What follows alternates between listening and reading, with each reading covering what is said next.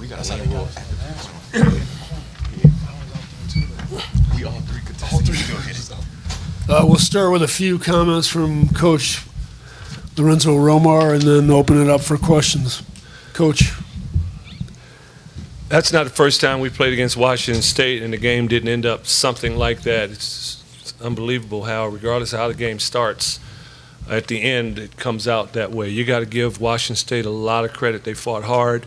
They didn't put their head down when they had that deficit. They worked. But I thought our guys did a great job for the most part of the game of defending and executing, playing unselfishly. And that start enabled us to have enough left over to come up with the victory. So we're just fortunate. We dodged a bullet, but we're fortunate to be moving on to play tomorrow night. What builds the decomposition of a 15-point lead? I thought we started to turn the ball over too much in the second half, and they hit threes. It's not a real good combination if you have a lead. One of our keys was to not let them get off from the three-point line. And when they came back, that's what they did. Questions? Use the microphone, please. The ball ended up going to Simmons. Could you tell us what you saw, what the plan was, and how it came out? I had the ball in my hands, and any player wants to be in that position. I just wanted to get the best shot available, whether that was me coming off the screen or Scott or CJ wide open or Dez, and Dez happened to be the person that was wide open. He made the shot. Lorenzo, the players' thoughts on tomorrow night, the third time against Oregon? We just had a third one against Washington State, so the only difference is we've not beaten Oregon this year. So hopefully we can be at our best and turn that around. They're a very good basketball team. They were a game away from, or a weekend away from winning this league. This one's for Abdul and Scott. Just as seniors and the up and down seasons that you guys have had, what does this mean for you guys to advance and maybe further your legacies as Huskies? Another day to play. That's how we've been playing, and coming in this game, it could have been potentially our last game. But we were like, man, we don't want this to be our last game. And one thing we said to our guys is, man, just leave it all out there. Don't walk off this floor and say, dang, I could have gave a little bit more. Yeah, pretty much what Gaddy said. It's do or die now. We know that, but so do the other teams. So, all the games I feel like are going to be competitive all the way out. Abdul, getting back to Oregon, sorry about the Oregon questions, we're from the Oregon media. For tomorrow night, what do you remember about the first two games, first two times you guys played the Ducks this season? What stands out about those games? Turnovers. We turned the ball over a lot against them. And they're a pretty good defensive team. And that's been a problem for us all year, too. So main thing is take care of the ball, get good shots, and, be dialed in on defensive end. If we can do those three things, I think we'll be all right. Lorenzo, how do you think you did against Brock tonight? Not as good as before. The odds were in Brock Modem's favor.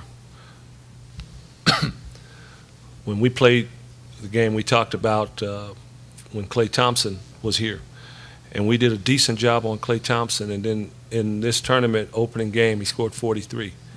Thank goodness Brock didn't score 43. But a player as multi-talented as Brock Modem is, it's difficult to hold him down every time. I thought we fought. We fought. We scrapped.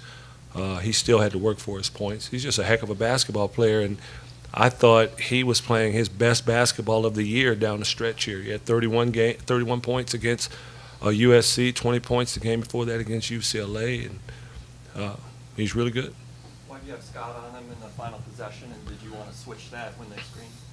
Yes, we did, and we felt we were more, with the exception, well, almost all of us were like-sized, so it didn't really matter who was guarding who at that point. They had to get a shot up. Coach, you only had one field goal in the last 8:43. Do you ever remember coaching a game where you were that inefficient on offense to close a game? Unfortunately, yes. Yes. Every now and then that happens. They got on a roll. All the momentum shifted to them. As I stated earlier, we're fortunate to be playing until tomorrow, but we'll take it. Give them a lot of credit. They scrapped and fought. Lorenzo, I know you guys are just getting done with worrying about Washington State, but when you look at the Ducks, what are the keys in your guys' matchup with them? We'll talk about those as a staff. The keys that we had before probably will be adjusted a little bit.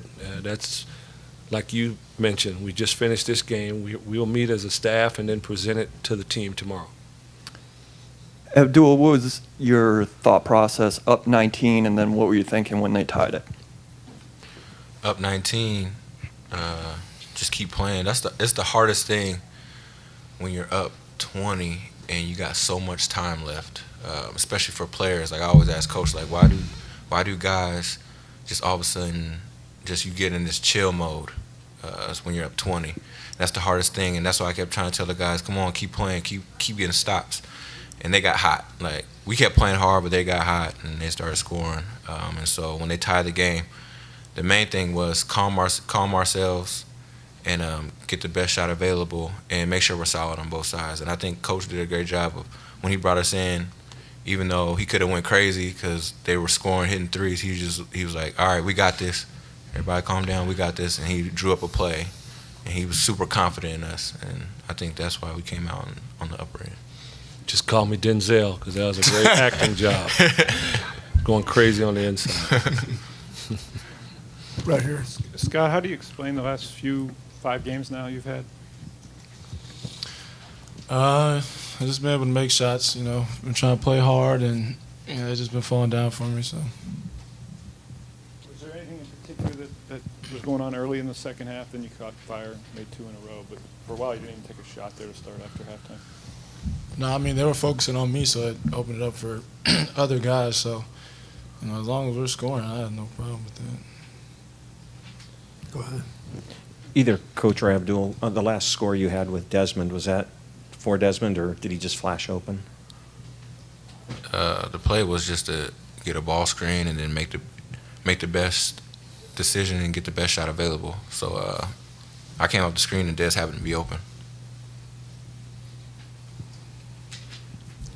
Any other questions? Back here. As we go into day 2 of the tournament now, we start to see the teams that obviously get the bye versus teams that are coming off a game. Coach, in your past experiences, which situation do you feel has the advantage? A team that is a little more well-rested or a team that's kind of in the flow of playing a game? Well, in terms of your legs, the team that didn't play has an advantage. But you can make the argument that if there's such a thing as opening game jitters, we used ours up tonight, hopefully, and the other team has to come and play their first game. So you can go either way with that. I take the position, you just go play. You don't worry about all that stuff. Right here. Coach, do you think playing a game like this where it's tight down the stretch, some games that you've lost in the regular season might help you moving forward in a game that might be tight? Yeah, anytime you can experience something like this, you can draw from that later on and remember what it took to get it done. That always is helpful to be able to do that. You don't want to do it a whole bunch just to get the experience, All right. Thank you, gentlemen. Thank you. Good luck.